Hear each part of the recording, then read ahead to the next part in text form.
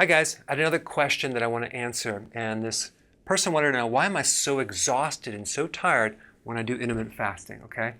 Well, if you're on a keto and you're doing intermittent fasting together and your blood sugars are low, it could mean that you're going too fast, okay? Because if you just started this and you go too fast, your body has not adapted yet. So what's happening is you don't eat, so the blood sugars go down, and because your brain needs some fuel, you're going to be tired in the head, okay? It can bring your mood down, it can make you feel cranky, it can cause a headache, but it can definitely make you feel tired. So it could be that you're going too fast and you need to add a meal in between here, okay? So that's one. But let's say, for example, you're doing this for a period of time and you're not adapting. What's happening and how do you get into this keto adaptation? Because that's when you really start having a lot of abundant energy, okay? So there's some other things you can look at too. If the adrenal is involved and the adrenal is weak, it will not be able to stabilize this blood sugar problem and rebound it, so it ends up going down, in which case you need more salt, okay, sea salt. So one of the symptoms of adrenal fatigue is a deficiency in sodium, okay? So by adding salt, you actually can recharge the adrenals, and just take some salt and see if it makes you feel better, and then we know the adrenals are involved, okay? Of course, you also have to look at stress and sleep and B vitamins, okay?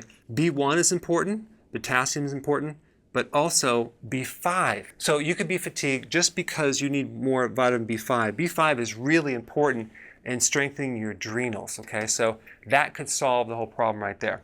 Now, the next thing it could be is your liver, because the liver helps you store sugar between the meals. So if you have a history of a liver damage, whether it's an inflammatory thing like hepatitis or a fatty liver, or you have a history of eating a lot of junk foods or not eating enough vegetables, then we know you have to support the liver. So one thing that's really good for the liver, in addition to large quantities of salad, are dandelion greens. You can go to the health food store and get a bunch, or in your backyard, and then you can consume that. Your liver really does well on dandelion greens, okay?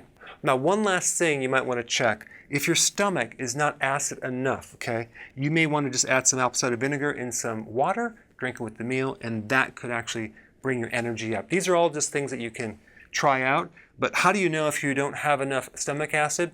Well, just drink some apple cider vinegar and see if you feel better. Some of the symptoms of low stomach acid would be intestinal gas, indigestion, bloating when you eat, and heartburn, okay? All right, so go ahead and apply this and let me know how it goes. Hey, thank you so much for watching. Keep spreading the word and share this video.